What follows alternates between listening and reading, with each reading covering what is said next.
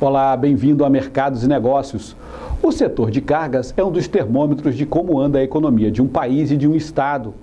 Se as empresas estão vendendo e comprando bem e as mercadorias estão transitando de cá para lá, de lá para cá, é um sinal de que a saúde econômica de um país ou de um estado está bem. Quando o setor de cargas está parado, é que a situação não está nada boa para a economia.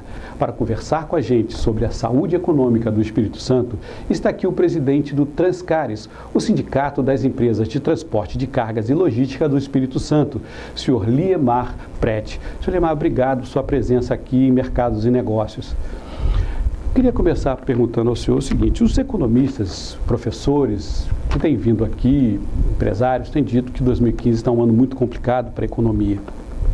E a gente sabe que carga é um termômetro muito bom, como eu acabei de dizer. A pergunta que eu faço direto ao senhor: eles estão com razão ou estão sem razão? As coisas estão bem e está todo mundo transportando bastante? Beto, eu acho que os economistas eles desenham um cenário que vem de muito tempo.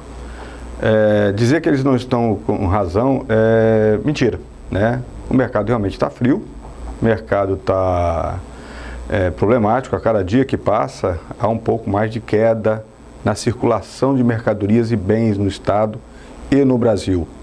Nós já temos hoje associados com caminhões parados em pátio por falta de mercadoria, né? Agora, até onde vai esse bicho-papão?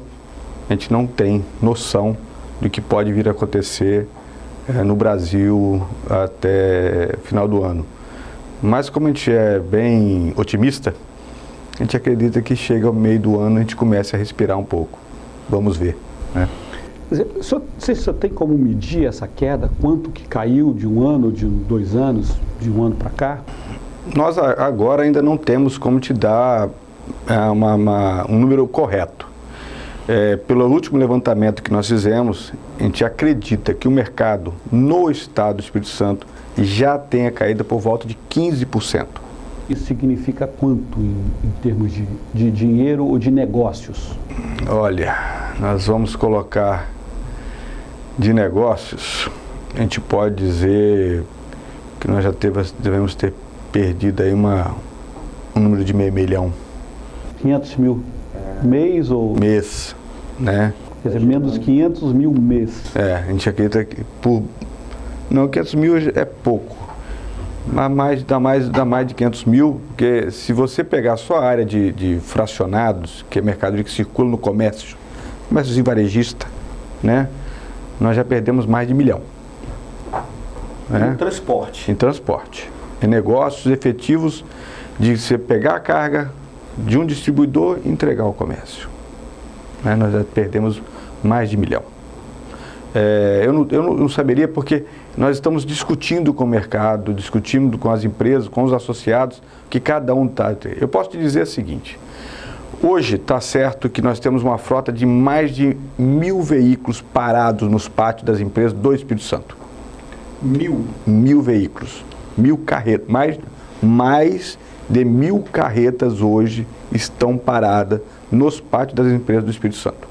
Quer dizer, isso significa de modo claro que tem muita empresa que não está comprando e vendendo nada, porque não precisa transportar, então fica todo mundo parado. Está todo mundo parado, né? Principalmente porque nós trazemos muita coisa dos grandes centros e levamos muita coisa importada. A importação deu uma reduzida, e com isso você não tem como ir e vir, né? Você tem que ir e voltar com alguma coisa. Então hoje o Estado tem perdido bastante coisa. Eu fico imaginando do ponto de vista do empresário que tem o motorista, tem que pagar toda a parte de infraestrutura administrativa, tem a manutenção do equipamento dele, que é a carreta, a manutenção de modo geral. Como é que sobrevive numa situação dessa se você está parando carreta, está parando carreta, está parando carreta e... Na verdade, isso tudo está acontecendo o quê? As empresas ainda estão acreditando que possa haver alguma ação do governo que melhore. Porque fica muito complicado você começar a demitir. Vai acontecer, né? Então, para você readmitir isso tudo, é mais complicado ainda. Principalmente pela falta de mão de obra qualificada. O equipamento é caro. E o equipamento é caro. Então, você precisa ter essa mão de obra ainda dentro de casa para num milagre, talvez, da economia, na velocidade que hoje está esse pessimismo do mercado, né? Então ficaria muito mais caro você readmitir depois do que demitir agora. Mas isso, se nos próximos 2, 3 meses continuar, a gente já acredita que mais um mês, 2 meses, a gente acredita que começa a demissão no mercado de mão de obra. Quantas pessoas são empregadas no setor de vocês aqui no Espírito Santo? Hoje nós temos em faixa de 130 a 140 mil pessoas no segmento de transporte, dentro, isso eu estou falando dentro do nosso sindicato. Se nós formos falar no Espírito Santo, esse número deve passar de 200 mil pessoas, direta e indiretamente, que estão dentro, ligados no transporte. Fazendo uma conta direta, 15% de queda, 200 mil trabalhadores, se você reduzir isso aí, são 20 e poucos, 30 mil trabalhadores, demissões, no mínimo aí dentro da realidade. Nós num estado de 16 mil veículos de transporte dentro do sindicato, se você pegar uma frota aí hoje de 1.000 a 1.500, nós temos 10 a 15% hoje de veículo parado. E aí? Da frota circulante nossa do sindicato, de um sindicato que tem poucos associados. Nós estamos falando aí em número de 160 empresas associadas no Transcares. Então isso assim, pegando a Transcares como um exemplo, é um raio-x do que está acontecendo em toda a economia do Espírito Santo. Como o Espírito Santo é um eixo logístico, isso afeta basicamente todo o país. Afeta, principalmente porque o Espírito Santo tem uma posição logística muito boa, né? O Espírito Santo ainda não usufruiu de tudo que ele pode apresentar para o Brasil, né? Nós temos o gargalo logístico aí, são históricos, a gente já vem falando isso há anos sobre isso, né? Então, se isso se resolver, podemos melhorar muito o Estado. E nós estamos acreditando muito no ano de 2015, nessa mudança de governo, né? E o Espírito Santo tem Porto Central, tem Manabi, tem outras coisas para acontecer. Então, se isso realmente não ficar somente no papel, no projeto, na foto bonita, do lançamento o Espírito Santo dá uma guinada dentro do mercado muito grande. Quer dizer, qual a importância desse Porto Central lá, presidente, que eles falam para essa estrutura logística? Quer dizer, dá para você explicar para o telespectador o que é isso? O que isso significa? Dá para explicar porque nós temos hoje um porto de águas abrigadas, né, que a gente chama, que é o porto de Vila Velha e Vitória. São 2 portos, a gente fala sempre Porto de Vitória, né? É bom a gente falar que nós temos 2 portos dentro da capital, o Porto de Vitória e o Porto de Vila Velha. Só que a profundidade, o calado chamado para a entrada de navios de maior porte é muito ruim, é muito pequena, né? Nós estamos aí num trabalho de limpeza do fundo da água, vamos colocar um palavreado mais comum. Há muitos anos que a gente não consegue. Nós não temos uma bacia de giro do navio que possa entrar navios de maior porte. Nós temos o problema da ponte, né? Os navios que entram com maior teudos, com maior containers, ele precisaria de uma entrada embaixo da ponte também que permitisse isso. Então, com isso, o Espírito Santo perde muito no custo. Você tem ideia, hoje nós estamos entre os 5 maiores, o custo maior do Brasil no porto. Por quê? Porque toda a mercadoria que vem para o Espírito Santo, ela primeiro tem que passar por outros portos para poder chegar ao Espírito Santo. Do navio maior para o menor, vai... E não só do navio maior para o menor, do próprio navio que tem entrada, mas pelo calado ser pequeno, a profundidade ser pequena, ele tem que esvaziar para subir, para poder entrar no porto e fazer o giro, né? Com a entrada do Porto Central, com a possível... o Portocel também está com um projeto que a gente está se desenhando aí, mas a gente não tem ainda visto como é que vai ser, de desembarque de outro tipo de carga por lá. Isso traz para o Brasil, para o Espírito Santo, uma competitividade maior, porque você pode vir com navios com maior número. Que negócio? Quanto mais carga você traz, mais você divide o custo. Você dividindo o custo, você melhora a entrada de mercadoria para o Espírito Santo. Então isso, para nós, uma possibilidade de um porto como Porto Central para o Espírito Santo é muito ganho, é muita mercadoria que pode vir. E principalmente porque o Porto Central ele tem um diferencial. Ele está vindo não só para ser um porto de um tipo de mercadoria, vamos colocar. Ele é um porto multifuncional, né? Ele está trazendo a questão da indústria, a questão de outros modais ali para dentro, que você não vai ficar simplesmente na questão do container, né? Ou de uma mercadoria. Ele vai trazer outros atores para que a economia gire melhor, para que os negócios girem melhor. Esse é o desenho dele. Como o senhor disse, precisa sair do papel. Precisa sair do papel. Infelizmente, a burocracia, eu falo hoje, que o maior entrave de se ganhar dinheiro no Espírito Santo e no Brasil se chama burocracia. É muito papel para entregar para que o dinheiro possa circular. O custo burocrático, essa coisa do carimbaço brasileiro ainda é muito pesado. Isso a gente vê, vamos colocar, desde a época da brincadeira do Jô Soares, né? Uhum. Onde ele tinha lá, que ele pegava o documento na mão e falava assim, ó, tá faltando documento tal, pode levar aqui e falta isso. Então isso ainda existe e atrapalha muito a economia, a geração de emprego, a geração... Eu acho que até a inovação, ela tem uma lentidão por causa disso, porque tudo é muito burocrático. Eu vou pedir licença ao senhor para fazer um pequeno intervalo. Na volta a gente conversa um pouquinho sobre essa questão da logística. As estradas, quer dizer, o porto está lá, mas as mercadorias não vão para dentro do país de navio, elas precisam dos caminhões para ir, né? Por isso que os portos são importantes para a empresa de transporte que tem caminhão, né? Porque ele precisa fazer a ligação. Então a gente volta a conversar sobre esse custo de tirar do porto e botar nas empresas, tá ok? A gente volta já já com Mercados e Negócios. Até já.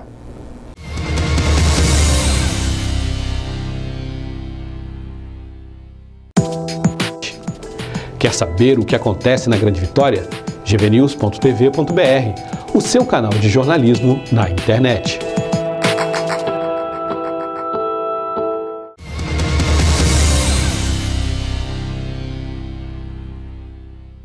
Olá, estamos de volta com Mercados e Negócios, que hoje entrevista o presidente do Transcares, Liemar Prete.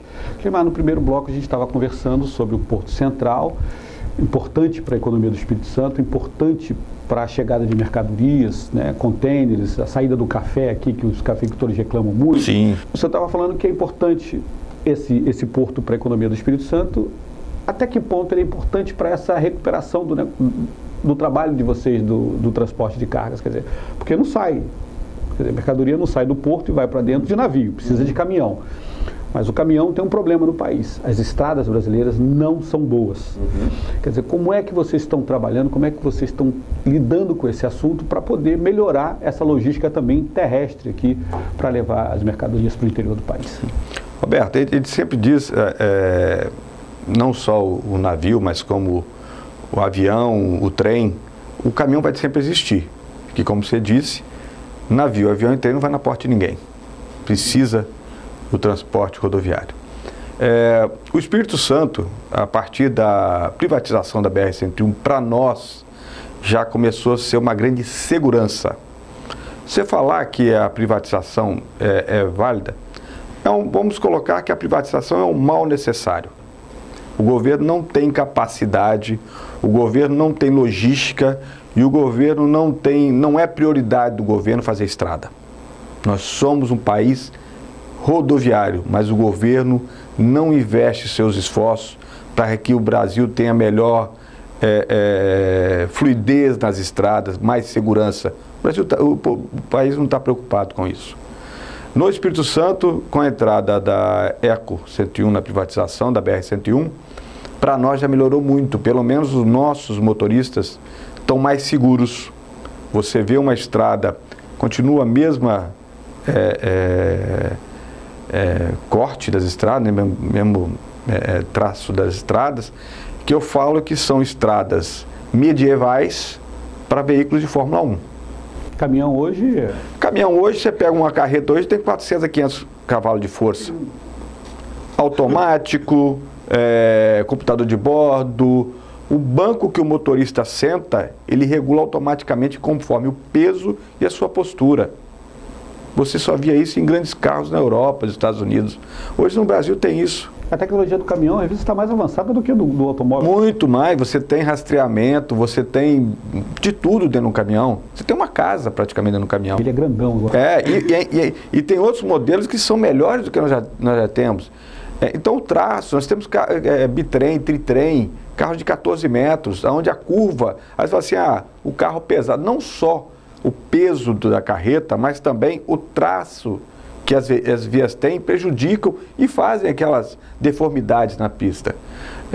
Então, com a entrada dessa empresa, com a privatização, nos melhorou o quê?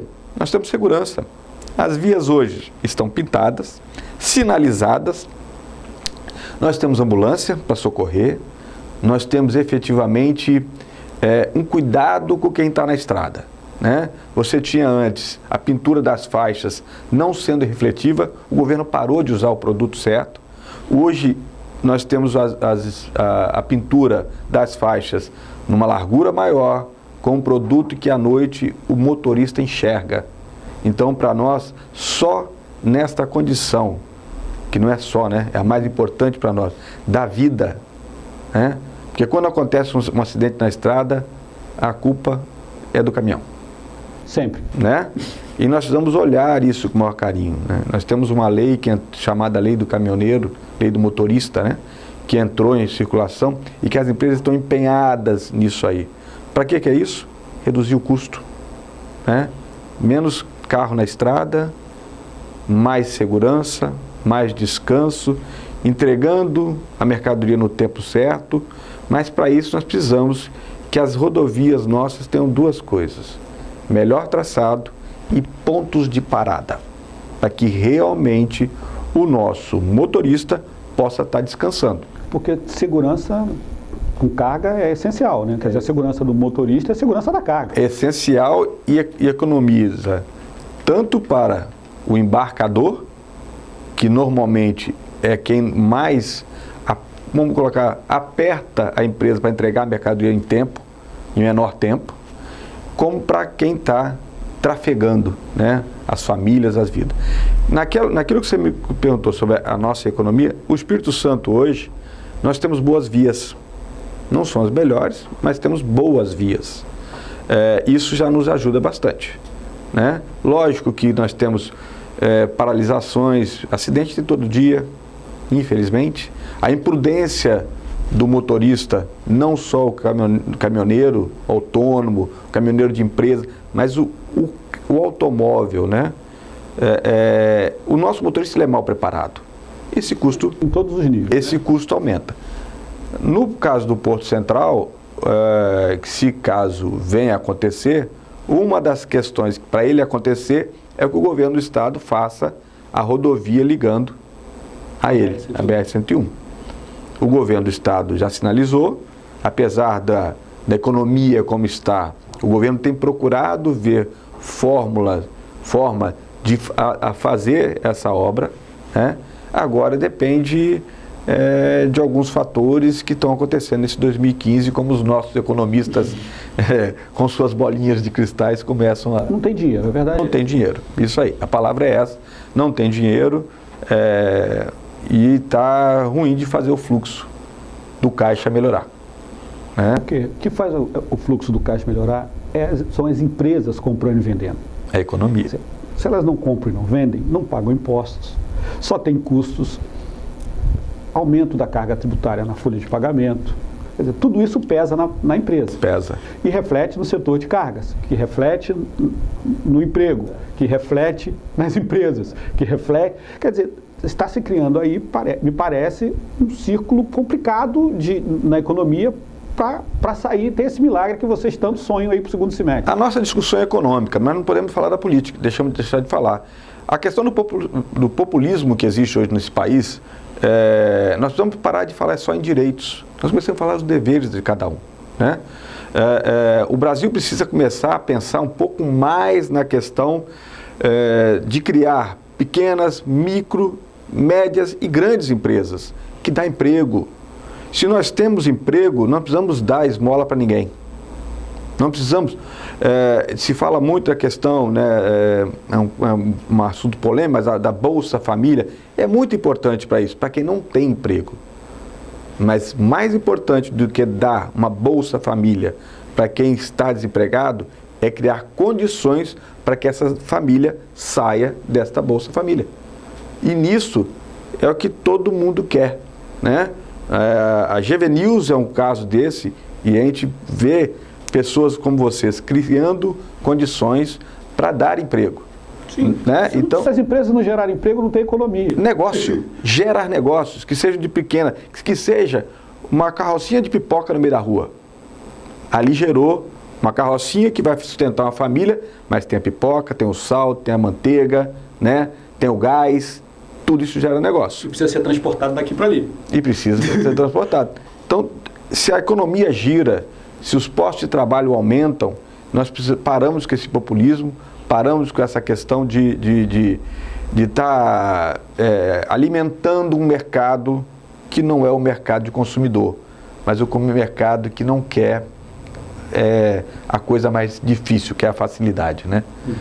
Quer dizer, do ponto de vista de vocês, o horizonte, de vocês, pelo que o senhor falou, é o segundo semestre. Quer dizer, o primeiro semestre de vocês já entendem como manutenção do que tem e tentar arrumar alguma coisa nova. Na verdade, o que nós estamos tentando agora é respirar. Eu digo que nós estamos perto de uma UTI, né? Mas nós precisamos respirar, nós temos condições de respirar ainda. O que é respirar para nós? Nossos bens são normalmente financiados. O que nós estamos tentando é trabalhar uma questão de ampliação desse financiamento, uma carência. Nós não queremos que ninguém dê nada de graça para nós. Nós queremos trabalhar. Para trabalhar, queremos gerar esses veículos parados. Gerando esses veículos parados, nós geramos economia, geramos receita, pagamos nossas contas. O que não estamos conseguindo agora é receita para pagar as contas. Sem receita para pagar as contas, o caos começa a gerar e a gente acaba tendo que fazer ações que não é o nosso desejo. Quer dizer, demitir vai piorar mais do que melhorar.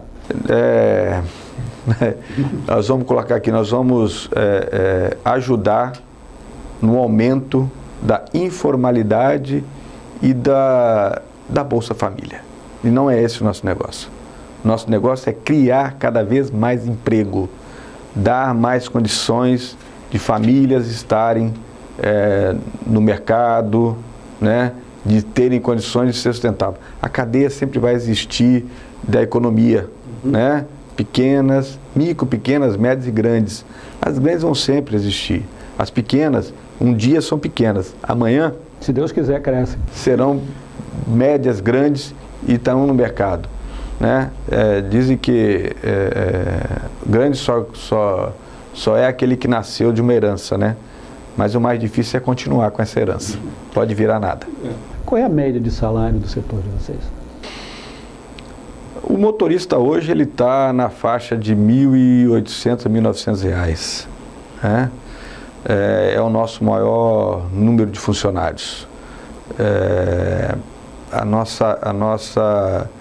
Nós vamos colocar que hoje gera em torno de R$ 1.700 a R$ 2.000, a média do mercado, no nosso mercado. E a questão desse refinanciamento aí, para os caminhões são comprados a prazo, essa coisa toda, o que vocês estão pedindo para o mercado? Qual o prazo aí? Na verdade, nós estamos tentando, o governo agora assinalou com a questão daquela monte de paralisação dos autônomos, uma carência de 12 meses. Se nós hoje conseguirmos isso, já é bom, já nos ajuda a respirar, né? Essa carência, o que é? É pegar o Finame que existe hoje, o financiamento que existe hoje, e pegar esses 12 meses e botar lá para o final. Já nos ajuda a respirar. Seria o ideal? Não. Nós queremos comprar de novo, né? Precisamos renovar a frota. Toda empresa tem um cronograma de renovação de frota. Neste caso desse ano, provavelmente não tem renovação de frota. São poucas empresas que vão renovar a frota. E aí a indústria não vende caminhão? já assinalou, a Mercedes já assinalou paralisação, né? Férias coletivas, algumas empresas já assinalaram demissão, né? Algumas empresas já estão negociando uma demissão voluntária, então a economia fica parada, né? O ideal para nós é que isso fosse dilatado, um prazo, que o Finame voltasse a ter uma condição melhor, né, de juros e de prazo, de pagamento, de carência, né, para que a gente pudesse fazer uma renovação da frota. E o governo precisa trabalhar a questão da renovação efetiva da frota. Nós temos uma frota velha. Criar um programa de renovação de frota. Existe um programa, desculpe o termo, meia boca, né? É mesmo só para dizer e botar que está lá. É um programa assim que... o que renovou, nem nós temos esse número. Mas precisa de criar uma renovação. Precisa tirar carros que têm mais de 30 anos. O Espírito Santo tem muito disso. Esses carros são carros que não geram segurança. Então precisamos criar efetivamente uma frota. Se nós criarmos hoje um programa de renovação, onde nós pegássemos vamos colocar um exemplo muito simples. Se nós pegássemos uma frota até 99 e o governo desse um incentivo, ele não precisa pagar, né? Ele, vamos lá, um carro 90 fosse gradualmente dando valores aos carros, que desse em média 30 mil reais, exemplo. O governo paga 30 mil para aquele carro velho, para tirar ele de circulação. O Roberto tem um caminhão 2.000. O governo vai ao Roberto, eu quero comprar, eu tinha um carro 99, o governo me pegou e me deu 30 mil para aquele carro. Eu vou ao Roberto, quero comprar um carro 2.000 do Roberto. O governo vai dar 30 mil ao Roberto. O governo vai dar ao Roberto crédito. Para ele comprar um carro 2010, 2012. Ou ele dá um crédito de impostos, né, gradativamente. Com isso, eu tiro um carro de circulação, sucateio, tiro ele de circulação, é uma arma menos na estrada, dou a mim, a condição de comprar um carro melhor e tiro do Roberto um carro mais antigo, ele vai comprar um carro novo. Então eu consigo fazer uma renovação dessa frota. Efetiva, né? Agora, isso não precisa ter dinheiro circulante. Eu tenho impostos a pagar. E me dá crédito do valor. Há condições? Não. Aí só os economistas lá, o Ministério, para fazer as contas, para ver o que há de perca, o que há de ganho e o que há que poderia estar se gerando. Mas tem que sentar na mesa com o empresário para conversar. Tem que sentar na mesa e nós juntos procurarmos soluções para que a economia rode, que a economia gire.